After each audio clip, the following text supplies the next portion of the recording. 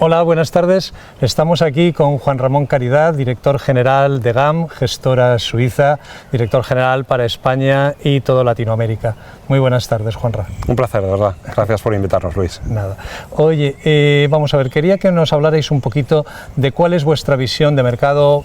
pero no la visión más inmediata, sino si quisiéramos invertir ahora con vistas a un año, a 3 años o a más de 5 años, ¿cómo veis el mercado? Yo creo que lo primero que un inversor tiene que entender y tomar conciencia es que la renta fija no es fija, pero a partir de ahora sí que renta, y que hay una enorme cantidad de oportunidades en todos los activos de renta fija que ofrecen unos cupones muy interesantes, que además son de fuentes de rentabilidad muy distintas, y en ese sentido, y yo creo que es ahora mismo de la mano de asesores, o sea, no es algo para hacer en casa, no es algo trivial, pero tanto en el mercado inmobiliario americano, aquí en Europa, con toda la solidez y la cantidad de capital que se ha inyectado en los bancos como en los mercados emergentes, estamos viendo niveles de cupón, de rentabilidades que están por encima del 10-12%, que volátil a un año, pero a poco que el inversor tenga expectativas a 3 o 5 años, estamos con un colchón tan enorme que yo creo que es ahora mismo la gran referencia y uno de los temas a tener en mente. Oye, y en cuanto a la renta variable, es decir, porque llevamos tiempo oyendo hablar de que si viene una corrección, si no viene, bueno, esa inmediatez a mí me preocupa menos. Estos niveles de precio para un señor que quiere empezar a invertir ahora, ¿son buenos pensando a un año y pensando a 3 o a 5, cómo los ves? Yo creo que hay que empezar a quitar un poco el mantra de decir entre renta variable sí o no. Yo creo que las diferencias entre unas zonas del mundo y otras, entre un tipo de compañías y otro, ofrecen potencial a día de hoy para lograr rentabilidades muy serias y muy respetables. Creo que hay que entender que, por poner un ejemplo ilustrativo, no es China per se, el modelo de crecimiento en el que China está mandando fuera de sus fronteras sectores menos productivos y quedarse con otros puede hacer que el mercado en su conjunto no sea de lo más atractivo, pero que haya sectores como el que hemos venido comentando, el sector del lujo, que te permite tener un activo que te protege contra la inflación, que no son empresas con deuda y que además te ofrece la posibilidad de sacar todo el jugo al crecimiento asiático, al crecimiento de China y de la India, pero con las normas y el rigor de Europa. Así que, sin lugar a duda, 3-5 años sigue teniendo un potencial enorme, y que las valoraciones no son muy atractivas en el muy corto plazo, pero porque no están descontando que, por ejemplo, en el sector del lujo ya se están trabajando con crecimientos del 50% para los próximos 12-24 meses, así que ahora en el muy corto plazo hay riesgos geopolíticos, tenemos muchos los temas de volatilidad, pero con esos niveles de crecimiento, a poco que tengamos también un horizonte de inversión de 3 años, el potencial es innegable. Y pensando en 3 años, es decir, ¿qué corrección podría ser interesante o atractiva para empezar a comprar alguien que no tuviera renta variable hoy? ¿De qué corrección podemos estar esperando que los mercados puedan hacer a corto plazo? Claro, correcciones para empezar a entrar la hemos visto recientemente en el sector del lujo, con recortes del 5 o 7%, y esos niveles, a partir de correcciones del 10%, es un buen momento de entrada porque nos da un colchón al cual hay que añadir el dividendo, y luego también hay que añadir la probabilidad de que las empresas cada vez recompren más acciones, y eso ayuda a las cotizaciones. O sea, yo creo que a partir de caídas de doble dígito es más que justificado para empezar a tomar posiciones, y luego es más ese programa, esa constancia de tomar posiciones, de no se trata un día así, porque siempre va a haber riesgos de los bancos centrales, riesgos geopolíticos, siempre el corto plazo parece mucho más apocalíptico que los fundamentales en el largo. Y al final el lujo es una forma también de tener exposición a las economías emergentes, a toda la zona asiática, pero quizá con el rigor de las compañías europeas y de las compañías, bueno, más rigurosas en sus procesos, ¿no? Eso es, cuando uno piensa en lujo en Asia, uno tiene la sensación muchas veces de ver como algo lejano, nada más lejos de la realidad. El 90% del crecimiento de todo el lujo actual viene de Asia.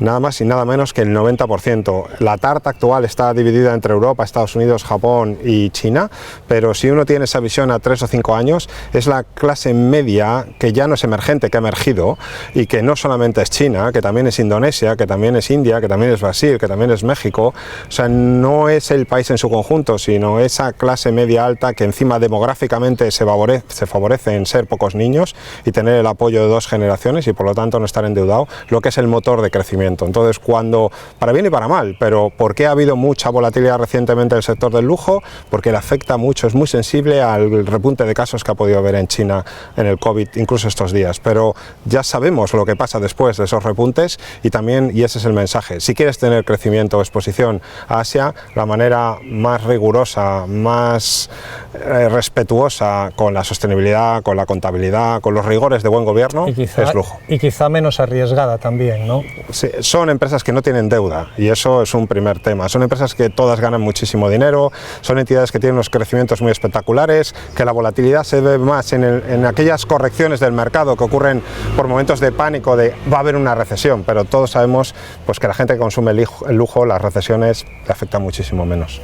Oye, una cosita, tú vienes ahora recientemente de Estados Unidos, de México. Aquí ahora en España estamos inmersos en un nuevo cambio regulatorio, MiFID III, en el que todo el mundo parece que va a tener que orientarse claramente hacia el asesoramiento. ¿Cómo veis vosotros la situación? ¿Cómo has visto la situación en esos países? ¿Cuáles son las tendencias hacia donde tú crees que vamos a ir? Se está viendo clarísimamente en Estados Unidos y empieza a emerger en México. Hay una desintermediación de la industria, de centrarse en grandes monstruos de distribución. Se está buscando cada vez más una personalización, donde el asesor financiero, el agente, el banquero, la persona de confianza cada vez tiene más importancia. Trabajan en los patrimonios a 3 niveles, uno en lo que son las inversiones habitualmente, pero cada vez más pensando en la herencia y sobre todo en los legados, o sea, en empezar a repartir las masas de rentabilidad-riesgo, no solamente pensándose en nosotros, sino en las próximas generaciones y sobre todo trabajando muchísimo los temas de educación financiera.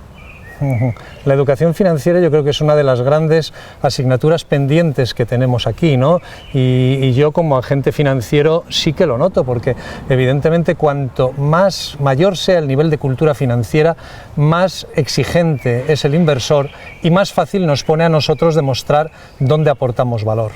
Sí, sin lugar a duda, y yo creo que el trabajo que habéis estado haciendo aquí en Santander en las aulas y contribuyendo a la formación es fundamental y se está viendo allí. Una de las principales necesidades o peticiones que nos trasladan los grandes equipos de inversión en Estados Unidos es justamente eso, en cómo traducir conceptos complejos en realidades sencillas, cómo hacérselo digerible y accesible al público general, que al final son los dueños del patrimonio, que tienen el derecho y al mismo tiempo la obligación cada vez más de informarse y entender pues que las realidades son complejas, pero que con educación y un poco con constancia de la mano de profesionales pues son accesibles y se pueden entender y son más fáciles de lo que parecen. Yo además hay un tema que digo mucho y que me parece que es importante, y es que en las universidades educamos a los jóvenes y les enseñamos cómo ganar dinero, pero no les enseñamos cómo cuidarlo. Y eso es importantísimo, porque es que vamos hacia una etapa en la que el ahorro es una obligación más, el ahorro es un gasto más, si no queremos ver disminuida nuestro nivel de vida cuando seamos mayores, ¿no? Y es muy curioso que en la universidad todo va enfocado a cómo vas a montar este negocio que te va a permitir ganar mucho dinero, y en cambio se deja muy de lado la otra parte, que es decir, oye, ¿y qué tienes que hacer para preservar ese patrimonio que vas a ganar y para hacerlo crecer, ¿no? He tenido la suerte con Ant Bank, además, de estar en colegios, en la Marina, en el Ejército, de más renta, de menos renta, en barrios más ricos, más pobres, y en Montevideo, en México, en Miami. En todos los países la demanda o la necesidad de trasladar la educación cuanto antes es una urgencia y choca, porque debería ser en Europa, que demográficamente tenemos un drama y que en los próximos años no va a ser un lujo ni un privilegio esto de la inversión, sino va a ser una necesidad. Como allí tienen claramente inculcada esa idea de cuanto antes mejor y cuanto más nos eduquemos en enseñanza financiera básica, pues será bueno para todos, y cómo eso pues hay que traerlo a la mayor velocidad posible porque va a ser una necesidad, no un lujo. Bueno, pues te cojo por la palabra y contaremos contigo para empezar también aquí a potenciar un poquito más la formación financiera de los jóvenes y de todos aquellos que estén interesados. Muchísimas gracias, como siempre, Juanra. Gracias. Gracias.